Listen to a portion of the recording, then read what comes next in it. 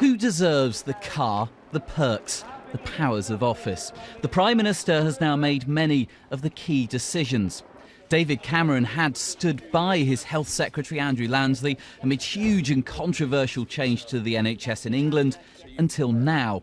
Andrew Lansley's days of rolling up sleeves to tackle the health service are over. He becomes the leader of the House of Commons. The former Culture Secretary Jeremy Hunt takes charge of the NHS. It's the biggest privilege of my life. I'm incredibly honoured and very much looking forward to getting on with the job.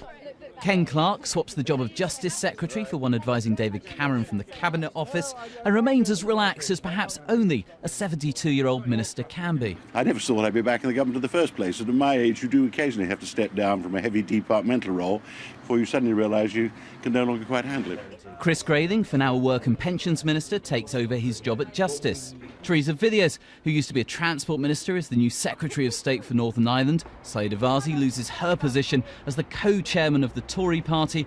And Andrew Mitchell arrived amid the bunting of Downing Street this morning, clearly pleased about a move from international development to Chief Whip. There's no anxiety, though, for the biggest players who'll stay put, the likes of George Osborne at the Treasury, William Hague at the Foreign Office and Theresa May at the Home Office.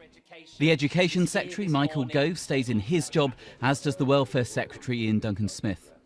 The Deputy Prime Minister has decisions to make about the fate of Lib Dems, but wasn't revealing much this morning. This coalition government's priority is delivering policies to boost jobs and growth in the British economy, and that's what this reshuffle will all be about. He knows those coalition ministers will help define his fate and David Cameron's come the general election. Ross Hawkins, BBC News, Westminster.